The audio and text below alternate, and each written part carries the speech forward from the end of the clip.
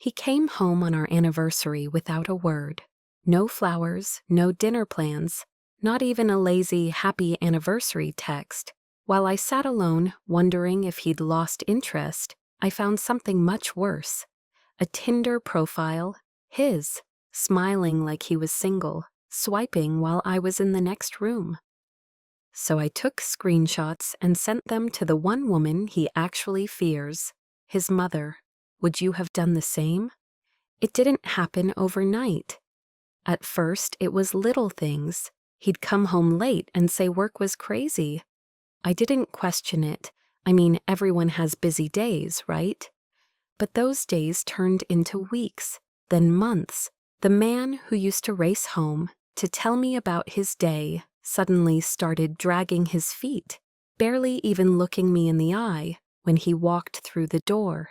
I'd ask how work went, and he'd just grunt or say he was tired. That's when the shift began, but I convinced myself it was just stress. What really got me was his phone. He used to leave it on the table without a second thought. Now, he treated it like a ticking bomb. Always on silent, always face down. And whenever a notification popped up, he'd snatch it like a lifeline, walking away to check something. One time I saw him laugh at a message and then turn serious the second he saw me looking. That hit me like a punch, but I still brushed it off. Told myself I was being paranoid. We trust each other, right? Then came the new passcode. He didn't even tell me. I found out when I picked up his phone to order food and the screen locked me out. I joked about it, tried to make it light, but he got weirdly defensive. Said it was just for privacy and not a big deal. I remember nodding, smiling, pretending I was okay with it. But inside, something cracked. It didn't stop there. He suddenly cared a lot more about how he looked. New cologne, fresh haircuts every week, spending an hour just to get ready before going out. I used to love when he dressed up, but now it felt performative, like he was trying to impress someone. I wanted to believe that someone was me, but I wasn't blind. He stopped noticing the little things I did. My new dress, the way I styled my hair. I could have been a ghost in the room, and he wouldn't have flinched. And yet, I still gave him the benefit of the doubt. Isn't that wild? It's like part of you knows something is wrong, but the other part, maybe the part that still remembers the good times, clings to any excuse. Maybe he's just tired. Maybe it's just a phase.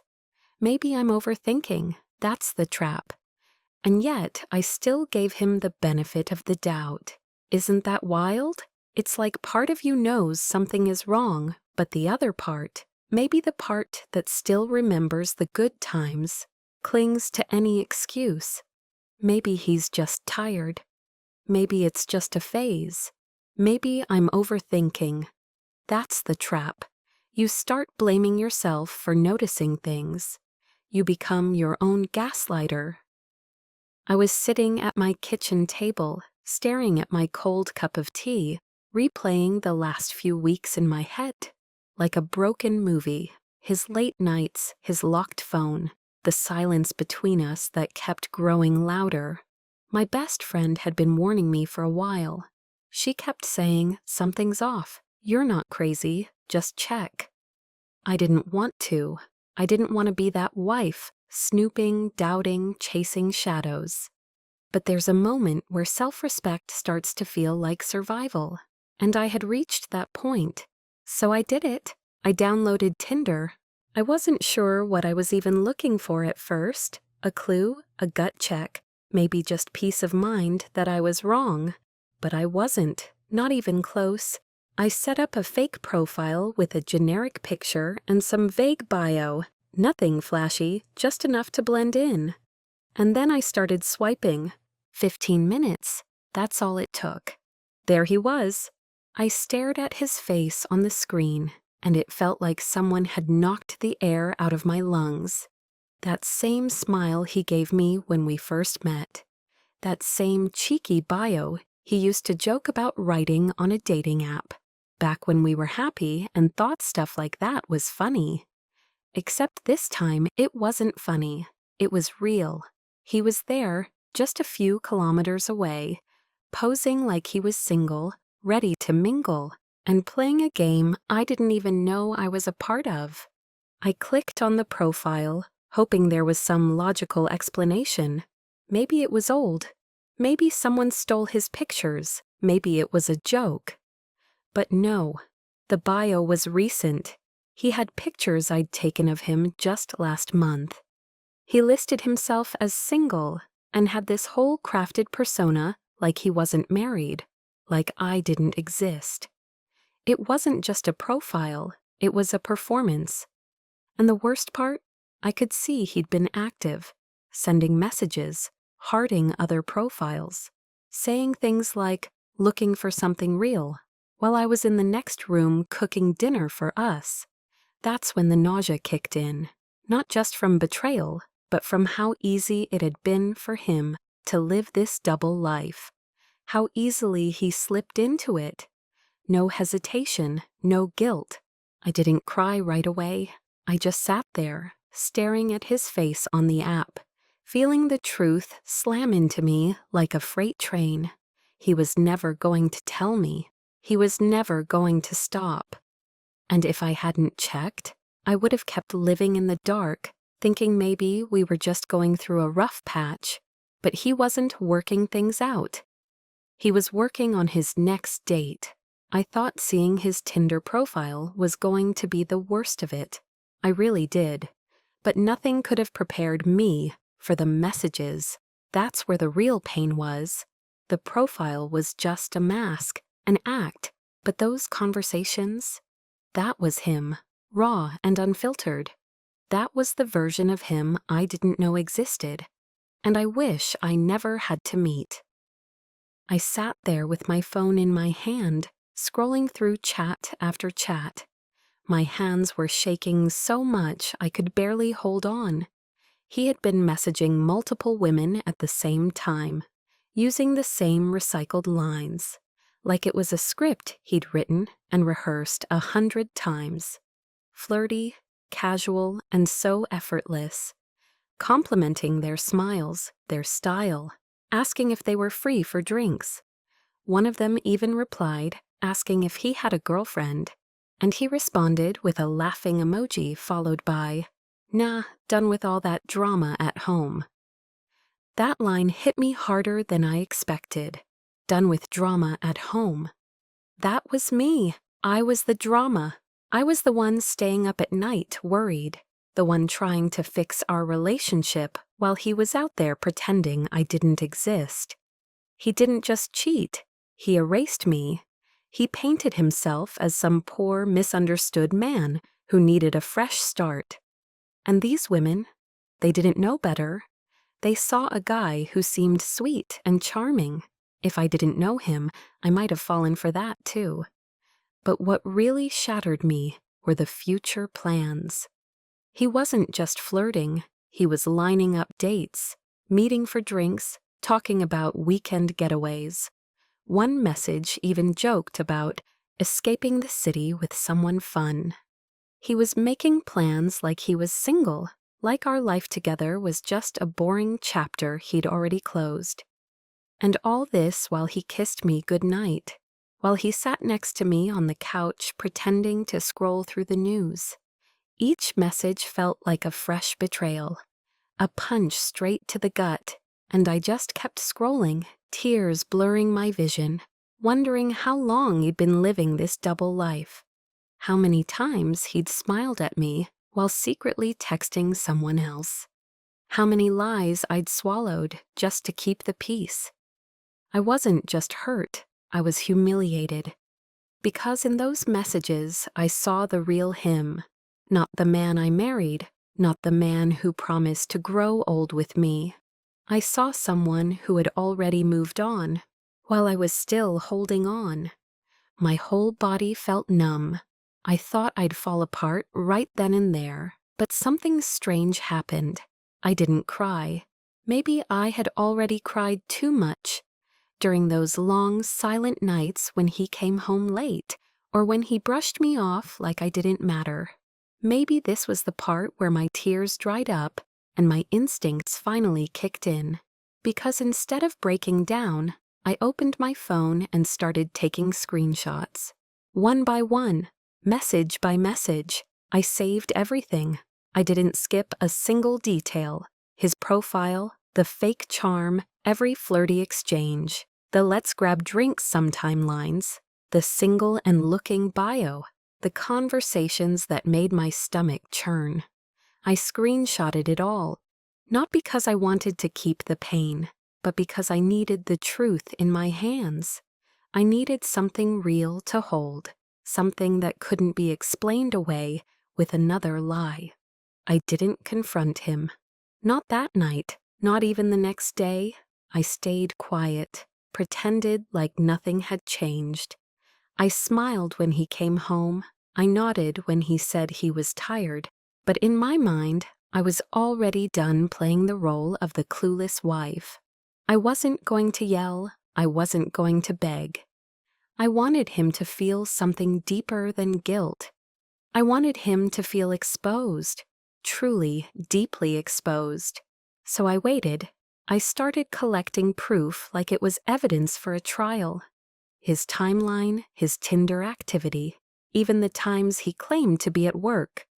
While he was busy making new connections, I backed up every screenshot to my email, saved them in folders, and made sure they were safe in case he tried to delete or deny anything later. Because cheaters lie.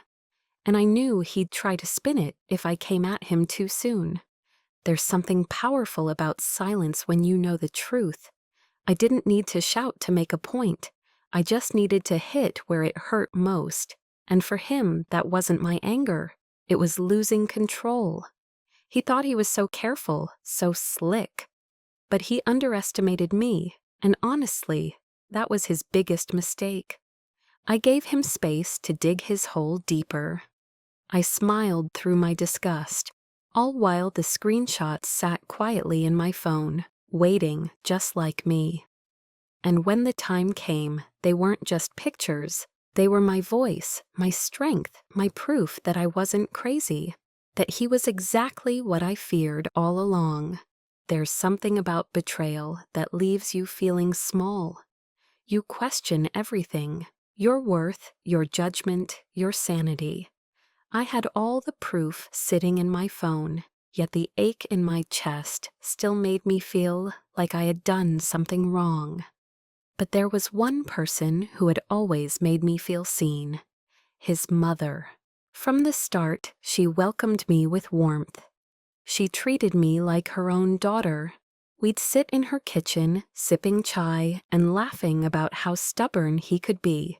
She once looked me dead in the eye and said, "If he ever breaks your heart, I'll deal with him myself."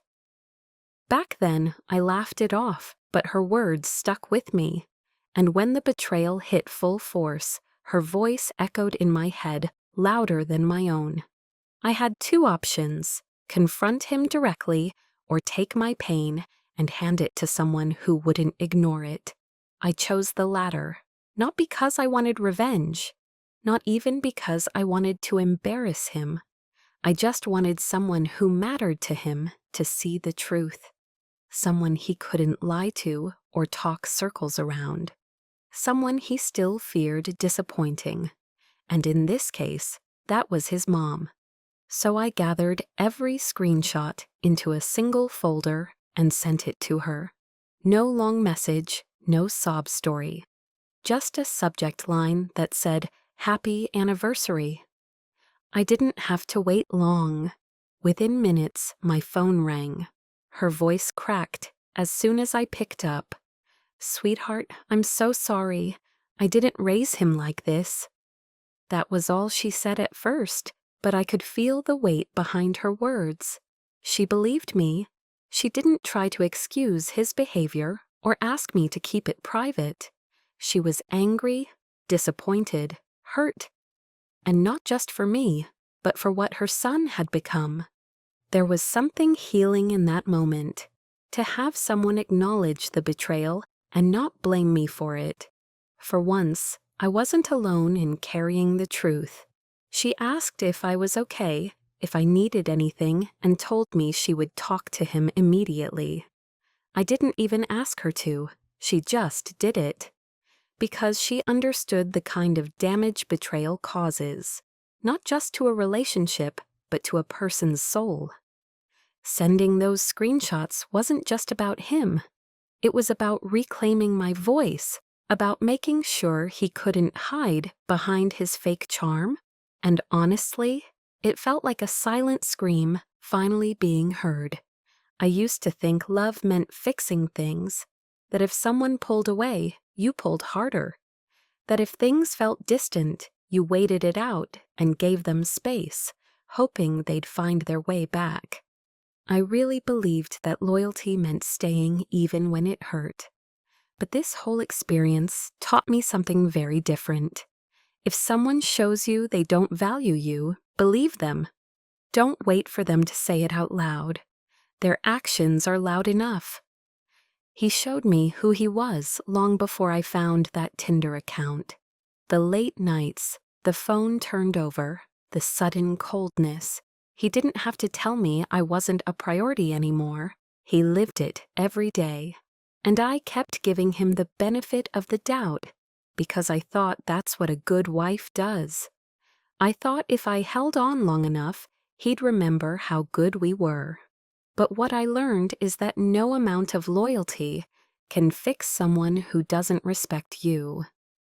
The day I stopped begging for answers and just collected the truth was the day everything changed. I didn't scream. I didn't throw his things out. I didn't try to make him feel small the way he had made me feel. I just let the truth speak for itself. And it was enough. It did what my words never could. He wanted someone younger, someone who didn't know the real him yet, someone he could impress with half-truths and fake promises. That was his choice. But my choice, mine was to walk away with dignity, to stop pouring my love into a person who only took and never gave back, to stop trying to protect someone who didn't protect me when it mattered most. I learned that silence can be powerful, that walking away is sometimes louder than any argument, and that protecting your peace isn't selfish, it's survival. You don't have to burn everything down to stand up for yourself. Sometimes all it takes is a folder full of screenshots and the courage to say, enough. I don't regret sending the truth to his mother. I don't regret exposing the lie he built while I was busy holding us together.